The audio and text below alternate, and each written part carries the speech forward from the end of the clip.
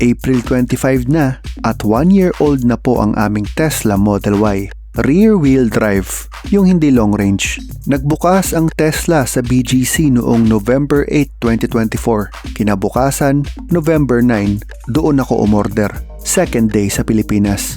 American brand po ang Tesla, pero meron ng factory sa Germany at sa Shanghai. Noong umorder ako, gagawin pa lang sa Shanghai yung sasakyan na mapupunta sa akin. At 6 months matapos akong umorder, dumating na ang aking delivery date. Tungkol nga po dyan ang episode 1 ng ating Tesla serye, kung saan ang muscle memory ni Charlene sa kanyang kanang kamay ay naghanap ng kambyo.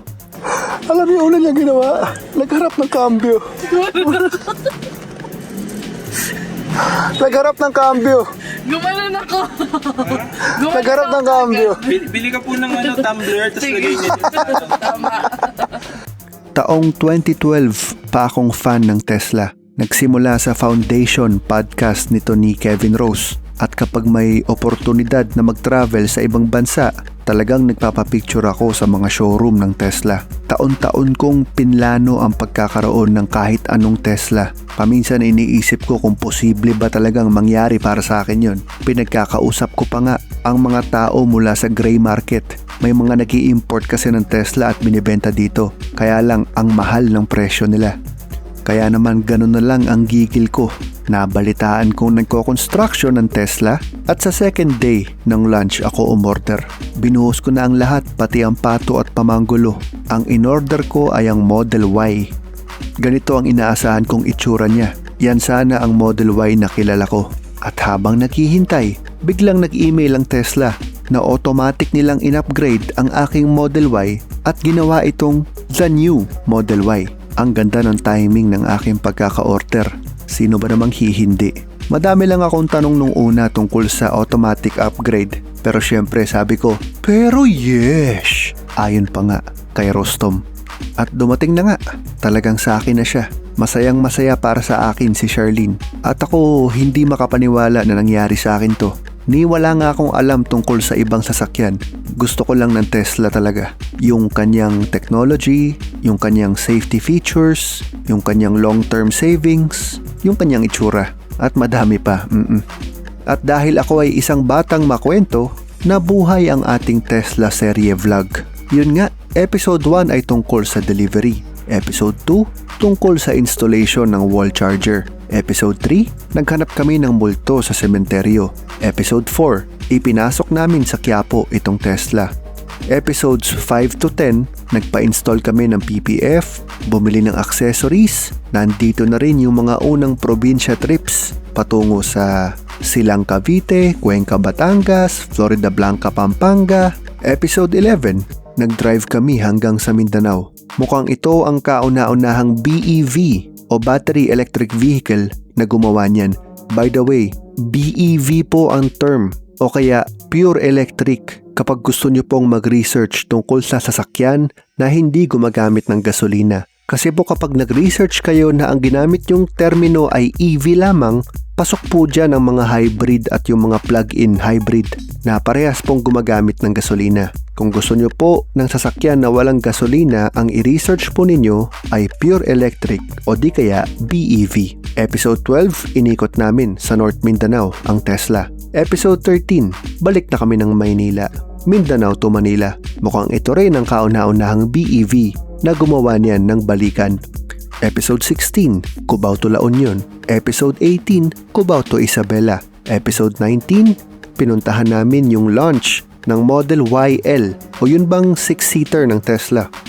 Episode 20, car camping sa Tanay Rizal. At nandito tayo ngayon sa loob ng episode 21, ang kanyang anniversary video. At sasagutin ko ang ilan sa inyong mga frequently asked questions o FAQ. Dahil may iba sa inyo na curious sa gastos sa Meralco, FAQ yan. Gastos sa maintenance kung meron, FAQ din yan. O ikaw battery health, FAQ ka din. O ikaw din upuan na puti, dumihin ka daw ba, FAQ ka din. Ikaw glass roof, mainit ka daw ba, FAQ ka din. Kumusta ka daw PPF, FAQ ka rin. FAQ kayong lahat. Sagutin natin isa-isa. Dito muna tayo sa pinakaunang FAQ sa lahat. Magkano ang binabayaran ko sa Meralco? Ito po ang aking latest bill. Pero hindi po yan perpektong larawan ng isang buwan dahil sa buwan na ito ay naranasan namin mag-charge sa labas. Ito naman ang listahan namin para sa buong taon. At kung mapapansin po ninyo, may mga buwan na napakaliit. Parang ang weird naman, di ba?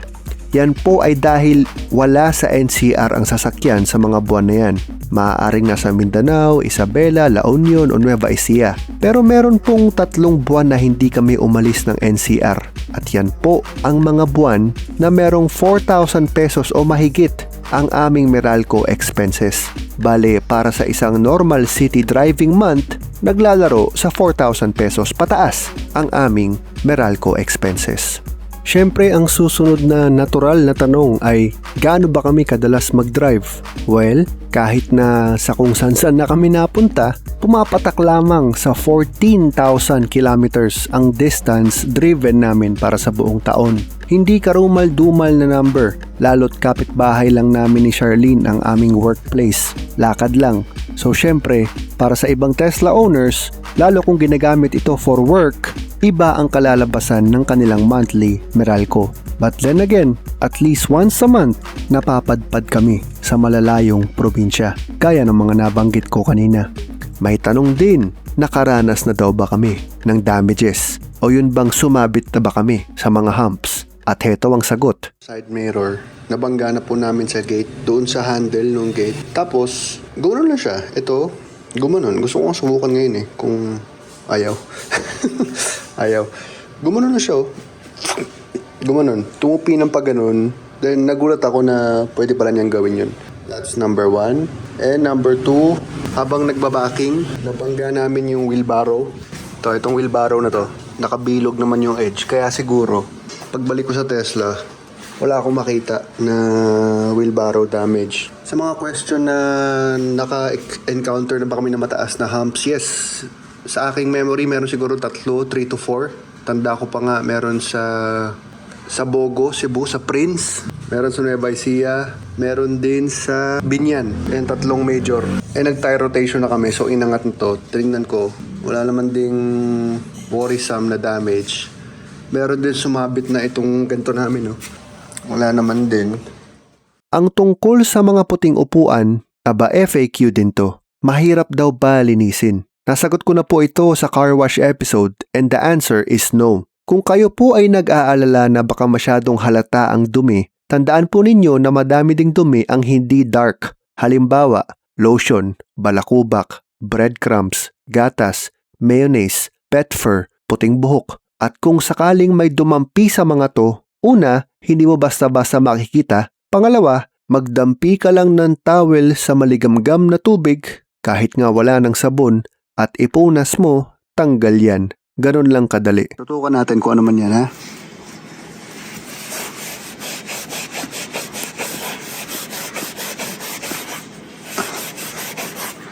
Ala na!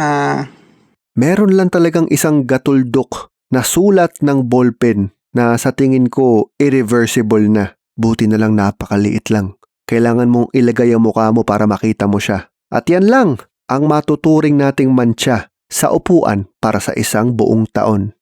Dito sa cabin, ang tanging wear na makikita ninyo ay pag nagbe-video ako.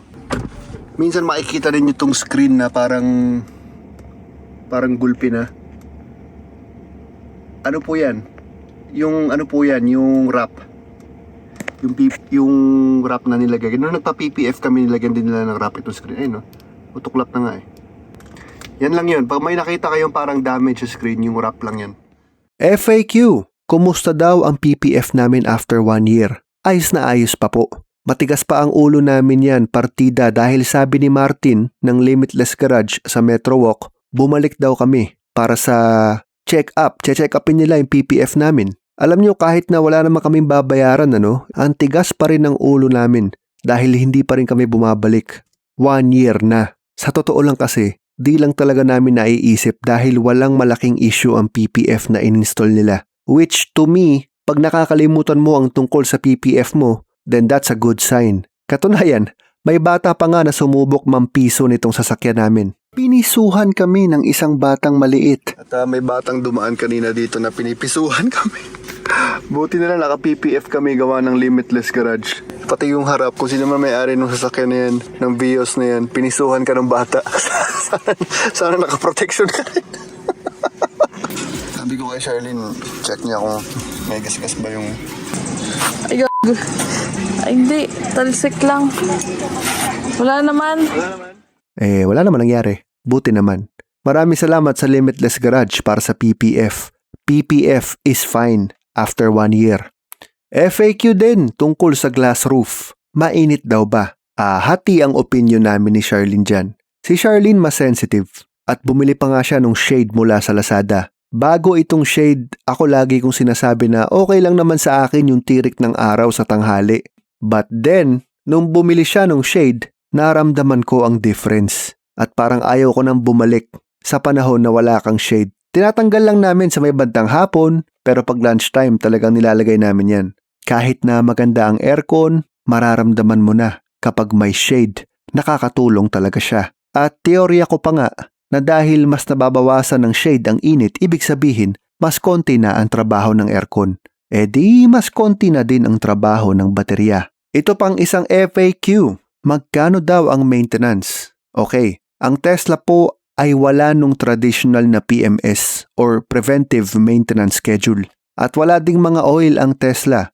So sa buong taon ang pinagawa lang namin ay tire rotation na kailangan mong gawin tuwing aabot ka ng 10,000 kilometers. At ang refill ng wiper fluid na tabletas lang yan na binili namin sa Lazada. Yan na ang pinaka-maintenance para sa kanyang year 1.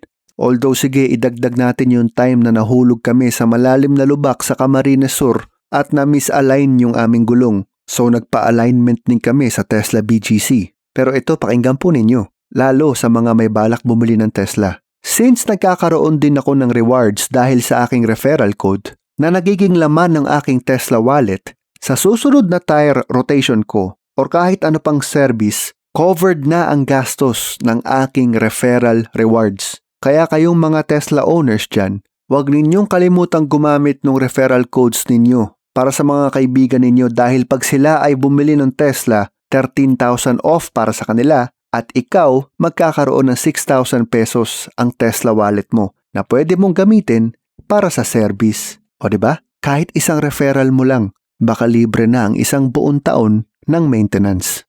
At ang pinaka-FAQ sa lahat, kumusta daw ang battery? Kung tatanungin ko ang screen ni Tesla, sinasabi niya, battery is healthy. Okay na ako dun, kontento na sana ako dun. Kaya lang, binibigyan niya kami ng choice para sa isang mas malalim na battery health check. Di na curious ako. Gusto kong gawin ang mas malalim na health check. Kaya lang, hindi ganun kadali ang mga requirements niya. Your battery is healthy. Pero kumbaga ano lang yan, unang tingin niya. Meron pang mas malalim na paraan to diagnose na tinatawag itong battery health test. Kaya lang ang requirement, before you begin, vehicle is in park, yes. Battery level is 20% or less. Kailangan under 20% ka bago mo magawa ang deep battery health check. Kasalukuyan kaming nasa 89%. Di tara, drive tayo at ubusin natin. Sige, drive in natin para bumaba ng below 20 para makapag-charge, para makapag-battery test tayo. May supercharger sa Hindi siyang. natin papansinin. Although pupuntahan natin para himasin. That is EDSA Monday 5:45. Mala. Moving.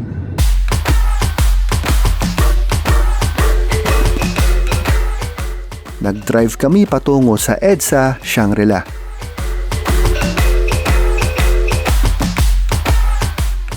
Sabi 2%. ko nga sa'yo, magbawa na tayo. Ngayon ko lang hindi ako sure kung nag-update ba, pero parang gumanda yung kanilang display. Hindi na, mas sharp. Dito rin kami sa Shang kasi nasira na naman yung Rimowa ko.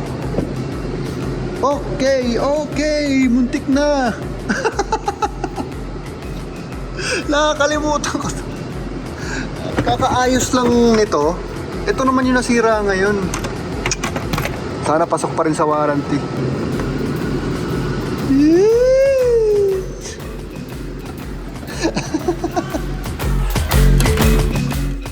may tropa. Tropa. Ito po ay may Tesla Supercharger. Sayang nag-uubos lang kami ng battery ngayon. Pero sarap sana testingin, no? Kasi kung Tesla ka, mas mura dito. Nagpaayos ng maleta. Okay na. Pag polycarbonate, 2 kamay.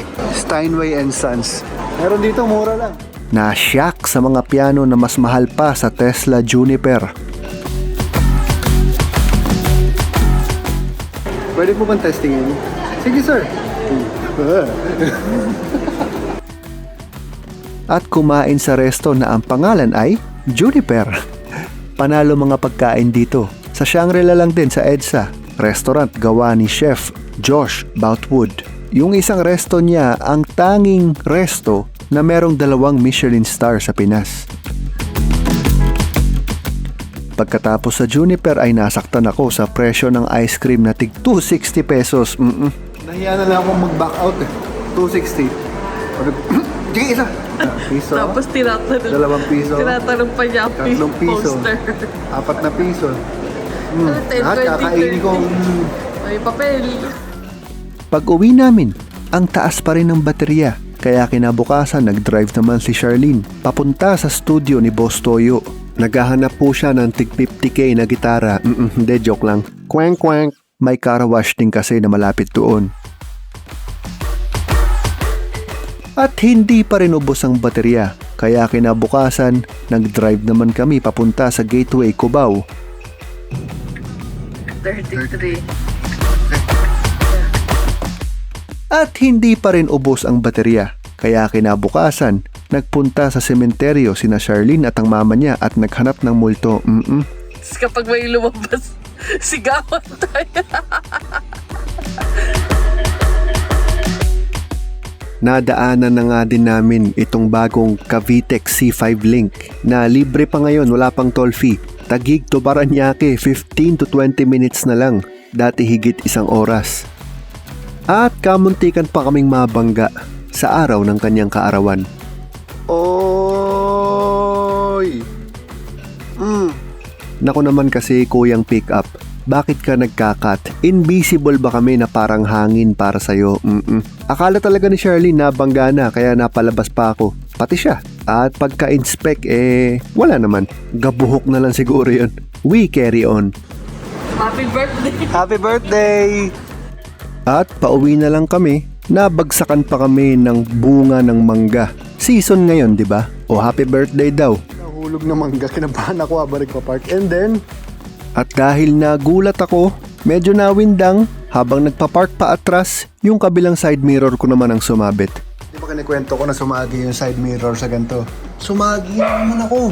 Ngayon, left and right na. Tingnan natin kung may damage. Yun, yung kanan sumagi ako. Sa kanyang araw ng kaarawan, sumagi yung kabilang side mirror.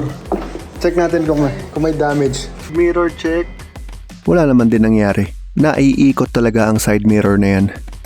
Sa wakas nasa garahe na. And finally matapos ang 6 na araw.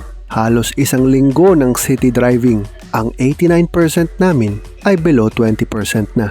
Sa totoo lang nagulat din ako sa kung gaano kahirap mag-drain ng battery. At bawal ka na makipag-interact sa kotse. So kukunin na ni madam lahat ng laman. Okay, mukhang good to go na tayo. Tayo po ay nagcha-charge na. Tayo po ay less than 20% na. Punta tayo sa service. At magtungo sa battery health. Your battery is healthy. Pero tayo po ay curious. All circles are green. Okay, start test. 15 hours remaining. Here we go. Ayan. The vehicle's battery is discharging to 0 to 10%. Noise and heat generation are expected. Ang ingay.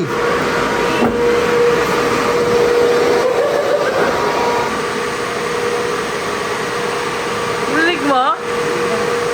Ingay.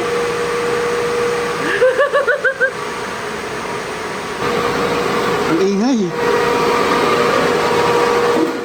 Nagsimula ang ingay ng 2:30 AM. Sa simula lang yung ingay, pero tatagal ito ng mga 2 oras. Bawal pasukin ng kotse, bawal din magpindot sa app, pero pwede mong tignan ang status sa cellphone. And 15 hours remaining. Napakaingay po talaga. Nakakahiya sa mga natutulog na kaanak. So mas okay ito gawin sa oras na gising ang mga tao at naabisuhan sila. Next time din pag ginawa ko to, bababaan ko palalo ang battery. Yung bang malapit na sa 5%. Ganun kababa. Para mas maikli lang ang oras ng ingay. Ang ingay po kasi ang pagsagad ni Tesla sa mga fan para ma-drain papuntang 0 ang baterya. At kapag 0 na, magcha-charge ito to 100. Yan ang kanyang paraan para malaman niya ang mismong health ng battery mo over time. So natulog na kami at ipinagpatuloy ang monitoring kinabukasan. Ang dalangin ko sa test na ito ay sana hindi ako makakita ng 5% degradation. Kung makakita ako ng 4%, ayos na sa akin yun. Pero 4 hours remaining. It is now 3:25 p.m. at it is charged to a desired number, 69%. Lahat po ng battery kasi ay nagde-degrade talaga. Yan na ang batas ng physics at wala na tayong magagawa. Kung makakita ako ng 4% degradation mamaya, okay na sa akin yun. Ibig sabihin next year, 3% na lang ang degradation ko. And then the year after that, 2% na lang. Yun ay kung tama ang aking prediction. Talaga bang 4% lang ang makikita kong degradation? Okay class, ang battery chemistry po ng ating Tesla ay lithium iron phosphate o LFP. LFP. Ngayon, hindi po lahat ng Tesla ay LFP. Yung particular ko na Tesla ay LFP. At ang LFP po, kung mag-degrade, ganito ang behavior niya kung mag-degrade. Ito ang unang taon, ito ang year number 2, 3, 4, 5, 6, 7, 8, 9, 10. Ganito mag-degrade ang LFP. So, habang ginagawa natin yung test, inaasahan ko na this year, pinakamabilis ang degradation. Lahat po ng battery ay nagde-degrade. This year, inaasahan ko ang resulta ng ating ginagawang test ay 4%. Sabihin natin 4%. Okay, 4% ang ating degradation. So, ibig sabihin, next year, hindi siya 4%. Mas mababa ang kanyang degradation. Ganyan ang LFP. So, in 10 years, kung 4% tayo tonight, in 10 years, 15% ang ating degradation. Ibig sabihin, in 10 years, itong mga tao, gano ba sila katagal gumamit ng sasakyan? Ibig sabihin, theoretically, yung battery mo, mas mahaba ang buhay kaysa sa sasakyan mismo. Yan ang inaasahan ko sagot, 4% ang mawawala sa atin this year. And the next year, pababa na pababa. Kaya ako ginawa ang presentation na to is para yung mga gagawa din ng test, huwag kayong malulungkot pag nakakita kayo ng 4% sa inyong deep battery health check. Kung gagawin nyo rin, medyo hardcore yung 15 hours no? Tas ang ingay. So this is my expectation for. Pero hindi natin malalaman hanggat hindi pa tapos yung ating test. Malapit na matapos. Resting yung battery ngayon. Tapos na ang kanyang battery health check. Matapos ang napakaingay na madaling araw. Pagkatapos noon, charge niya to full. Doon niya malalaman kung okay, gaano mo kabilis na abot yung 100 ulit. Tapos pagkatapos noon, sasabihin niya battery is resting. Ngayon, meron na tayong resulta. Boom! Shakalaka! Ang inaasahan ko, remember? Ang inaasahan ko ay 4%. Okay, here we go. Ang sagot, magkano ang na-degrade sa ating battery sa kanyang unang taon? 2% lamang. Kalahati ng aking expectation. Your battery is healthy. 98%. Nice! So, kailangan natin gumawa ng bagong math. Kung 2% lang ang nawala sa akin sa year 1, ilang percent ang mawawala sa akin sa year 10? So, i-recalibrate natin ang ating expectations, okay? 2% lamang ang ating degradation. In-explain ko na yung behavior ng LFP, di ba? Year 1, ito year 5, ito year 10. Pababa ng pababa, di ba? Ibig sabihin, in 10 years, ang degradation lang natin ay 10%. Pababa yan ng pababa. Siguro next year, 1.5 lang, and then 1, etc. etc. I'm happy about that. May nagsabi pa nga na 6% lang daw in 10 years ang mawawala sa akin. Alam mo, sana tama siya. Pero alam mo naman dito sa ating Tesla serye, puro real life experiences lang. Ganyan lang ang tema dito. Real life experiences at ngayon, 1 year worth of experiences na. I promise to be honest, pag may nasira, pag may nagmantsa, pag may mainit na roof, but also, masaya ako na pwede kong ipahayag ang tunay kong nararamdaman bilang isang masayang owner at fan ng Tesla as a company. Ako'y kinikilig pa rin pag nakikita ang showroom o may nakikitang Tesla sa daan. Dumadami na nga kayo. At balita ko, madami pa ang umorder noong 6-seater. Sa mga umorder, be patient with the waiting game. Maninibago ka talaga sa sistema ng Tesla kasi wala po silang dealers. Kaya nga bihira ka lang makakakita ng dealer sa internet na binabanggit ang Tesla. Walang dealer, walang patong. Ni hindi nga din nakikipag-partner ang Tesla sa mga vloggers at influencers. Ni hindi nga din sila nagpapaskill ng billboards. Walang commercials. At lately ni hindi na nga din sila naglalagay ng logo sa harap ng sasakyan.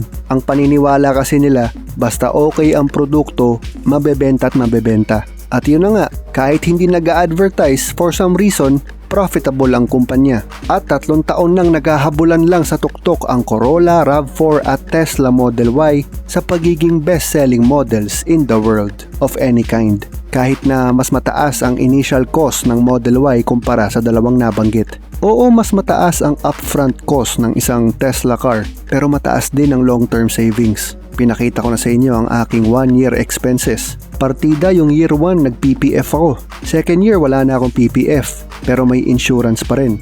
Yung insurance, nung araw ng delivery nagbayad ako ng 57,000 pesos. Ngayong birthday niya, 43,000 pesos na lang ang babayaran ko. At ang insurance company ko ay Pioneer. Kung si Ma'am Noims Mendaros ang maging contact mo sa Pioneer, grabe ang kanyang customer service. Happy overall as a Tesla fan. Meron pa nga akong munting parabol o parabola. Halimbawa, may magregalo sa akin ng 12 million pesos budget pambili ng sasakyan. Anong sasakyan ang bibilihin ko? Aba, ang sagot, Tesla pa rin ang bibilihin ko. Bibili lang ako ng 4 na Model Y o di kaya 6 na Model 3 standard. I-distribute ko sa pamilya. Ganyan ako ka-fan. Pero imaginary lang yon. Sa totoong buhay, ito ang meron sa amin. Happy birthday, Strawberry Taho. Yan ang pangalan ng aming Tesla Model Y rear-wheel drive. Birthday niya, pero ako ang may wish. I wish, kung hindi ka pa nakakakita ng Tesla ay makakita ka na. I wish, kung hindi ka pa nakakasakay ng Tesla ay makasakay ka na. And I wish, kung gusto mong magkaroon ng Tesla, I wish magkaroon ka ng Tesla. That's my wish for you. Eh syempre nandito ka na, nanonood ka eh. Ibig sabihin curious ka din. So yan ang mga wish ko sa inyo. Kasi ako, 1 year later, I am still 100% confident that you will enjoy it. Yan na po ang episode 21 ng ating Tesla serye. Kung gusto mo ng referral code 13,000 off para sa'yo, 6.5 para sa akin, mag-iiwan ako sa YouTube description.